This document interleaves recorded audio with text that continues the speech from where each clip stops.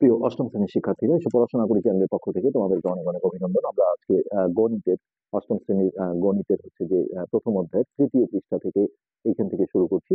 ইতিপূর্বে আমরা এই পর্যন্ত করে ফেলেছি, যারা দেখোনি ভিডিও নিচে প্লে লিস্টের লিঙ্ক আমরা দিয়ে দিই, সেখান থেকে তোমরা দেখে নেবে। তো এখানে দেখো, খুবই জরুরি বিষয়, সৃজনশীল অঙ্কগুলোতেও লাগবে। স্বাভাবিক ক্রমিক সংখ্যার যোগফল। তো ক্রমিক সংখ্যা মানে আমরা আসলে সিরিয়ালি 1 2 3 4 5 6 7 8 এগুলো বুঝি, কিন্তু যখন কোনো একটা সংখ্যা প্যাটার্ন এরকম একটা নির্দিষ্ট প্যাটার্নে থাকে, হ্যাঁ ধরো সেটা আসলে এই প্যাটার্নটা আমরা বলবো যে একই রকম পার্থক্য রেখে চলে, তো এদেরকেও কিন্তু আমরা ক্রমিক সংখ্যা অঙ্কের ক্ষেত্রে বলতে পারি। তো এখন যে বিষয়টা যে এইখানে দেখো যোগফল ক্রমিক ক্রমিক স্বাভাবিক মানে হচ্ছে যে যেগুলোর মধ্যে জিরো থাকে না অথবা প্লাস, সবগুলি প্লাস মান থাকে, কোনো মাইনাস মান থাকে না। তাহলে সেক্ষেত্রে আমরা আগে সূত্রটা দেখাই, আর এইখানে আসলে দেখানো হয়েছে যে সূত্রটা কিভাবে আসছে। পরীক্ষায় অনেক সময় এটাও দেয়, স্বাভাবিক ক্রমিক সংখ্যার যোগফল নির্ণয়ের সূত্রটি তৈরি করো, তখন কিন্তু তোমাদের এটা প্রয়োজন হবে। তো স্বাভাবিক ক্রমিক সংখ্যার যোগফল যেটা 4 পৃষ্ঠায় আছে, আমরা সেই সূত্রটা প্রমাণ করব। আগে আমরা সূত্রটা দেখাই। হ্যাঁ, এখানে যে সূত্রটা দেওয়া আছে 4 পৃষ্ঠায়, সেটা হচ্ছে প্রথম সংখ্যা, প্রথম সংখ্যা অঙ্ক করার ক্ষেত্রে কিন্তু আমাদের ডিরেক্ট সূত্রটা দরকার হবে, যোগ হচ্ছে শেষ সংখ্যা। এটা নবম শ্রেণীর অঙ্কগুলোতেও কিন্তু প্রয়োজন আছে। এইখানে গুণ হচ্ছে পদ সংখ্যা, আর এইটাকে পুরোটাকে ভাগ দিতে হবে 2 দিয়ে। এটা হচ্ছে আমাদের যোগফল নির্ণয়ের সূত্র। তো এই সূত্রটা আসলে কিভাবে আসছে, হ্যাঁ সেটাই কিন্তু এখানে দেখানো হয়েছে। এখানে 1 থেকে 10 পর্যন্ত আসলে সংখ্যাগুলো নিয়ে দেখানো হয়েছে। তো আমরা সেটা দেখি। তোমাদের কিন্তু সূত্রটা মুখস্থ রাখতে হবে অঙ্ক করার ক্ষেত্রে। আমরা এই সূত্রটা দেখো প্রমাণ করব বা তৈরি করব, এটাকে ঠিক প্রমাণ বলা যাবে না। এই সূত্রটা কিভাবে আসছে সেটা আমরা দেখব। তো প্রথমে আমরা লিখবো, ধরি পরীক্ষায় তোমাকে বলতে পারে 1 থেকে 5 পর্যন্ত সংখ্যা নিয়ে তৈরি করো, 1 থেকে 10 পর্যন্ত, তারপর 1 থেকে 15 পর্যন্ত, যেটা এই যে দেখো বলতে বলতে 4 পৃষ্ঠার কাজে দেওয়া আছে, 1 থেকে 15 পর্যন্ত ক্রমিক স্বাভাবিক সংখ্যাগুলোর যোগফল বের করে সূত্র প্রতিষ্ঠা করো। তো এটাও আমরা দেখবো। আর এখানে করে দেওয়া আছে যেটা, সেটা হচ্ছে 1 থেকে 10 পর্যন্ত। তাহলে ধরি 1 থেকে 10 পর্যন্ত ক্রমিক স্বাভাবিক, বা স্বাভাবিক কথাটা আগে পরে যে কোনো জায়গায় দিলেই হবে, ক্রমিক স্বাভাবিক স্বাভাবিক সংখ্যার যোগফল, এটাকে আমরা ক ধরে করব জাস্ট। যোগফল সমান হচ্ছে ক। তো এটা যদি হয় তাহলে আমরা এখানে লিখতে পারি ক সমান, যেহেতু যোগফল বলা আছে, তাহলে 1 যোগ 2 যোগ 3 যোগ 4 যোগ 5 যোগ 6 যোগ 8 যোগ 9 যোগ 10। তোমাকে যদি 15 পর্যন্ত বলে তাহলে এইভাবে 15 পর্যন্ত যেতে হবে। আচ্ছা, এখন এই জায়গাটায় আমরা দেখো একটু অন্যভাবে বলতে পারি যে আবার ক সমান, যোগের ক্ষেত্রে আমরা যদি এটা ঘুরিয়ে দিই, অর্থাৎ 10 আগে লিখি, হ্যাঁ তারপরে 9 লিখি, তারপরে 8, একই যোগফল আসবে। এটা এইভাবে করতে হয়। তো 10-এর পরে হচ্ছে 9, 9-এর পরে আমরা লিখবো হচ্ছে 8, এই নিচে নিচে যেন থাকে। 8-এর পরে লিখবো 7, 7-এর পরে লিখবো এখানে 6, 6-এর পরে লিখবো 5, তারপরে লিখবো 4, তারপরে 3, তারপরে 2, তারপরে 1। আচ্ছা, এরকম একটা লাইন আমরা তৈরি করবো। এখন এটা একটা সমীকরণের মতো, দুটো সমীকরণ, এটা একটা এটা একটা, এই সমীকরণ দুটো আমরা যোগ করব। সেক্ষেত্রে এই বাম পক্ষের সাথে বাম পক্ষ যোগ হবে, ক ক যোগ করলে হবে 2ক। আর এইখানে একটা জিনিস খেয়াল করো, 1 আর 10 যোগ করলে 11, এটাও যোগ করলে 11, এটাও 11, সবগুলো কিন্তু 11 হয়ে আসছে। এই যে 11, 11, অর্থাৎ তুমি যদি 10টা সংখ্যা নাও তাহলে 11 আসবে, মানে এক বেশি হয়। যদি 1 থেকে 15 পর্যন্ত করো তাহলে এই যোগফলটা 16 আসবে।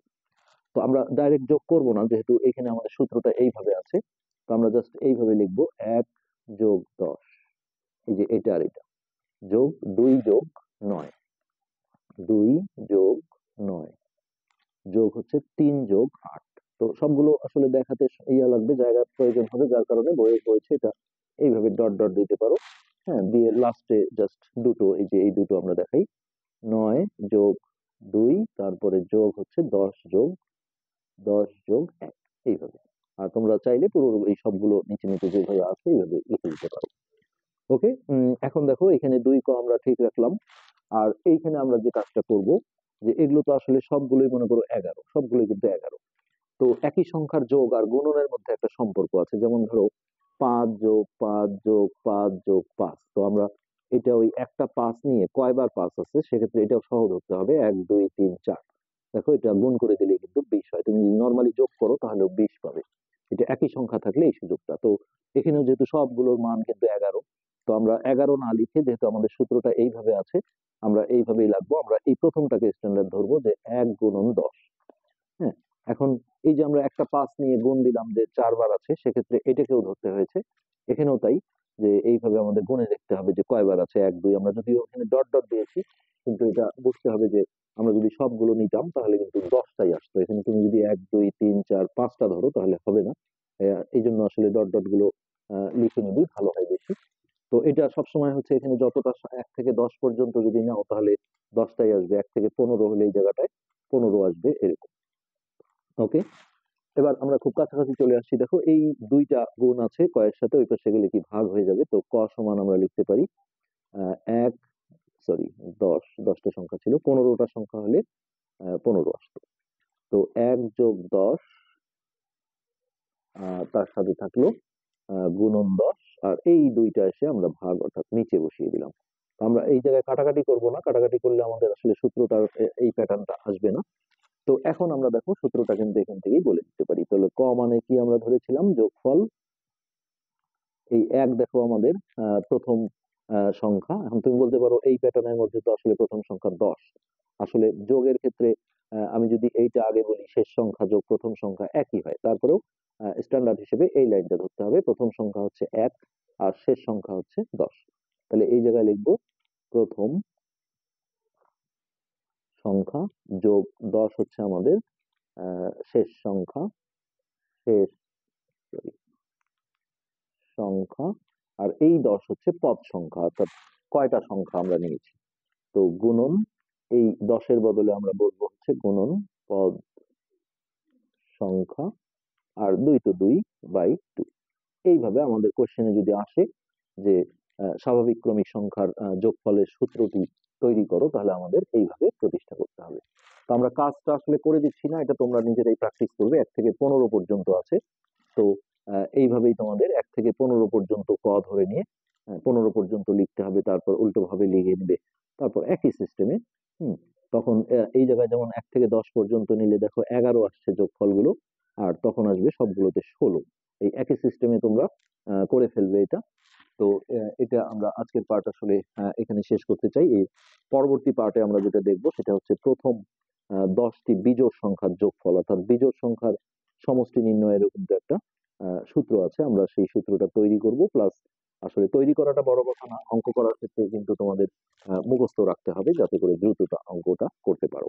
আজকের পার্ট আমরা এখানেই শেষ করছি, পরবর্তী পার্ট দেখার আমন্ত্রণ রইল। ধন্যবাদ।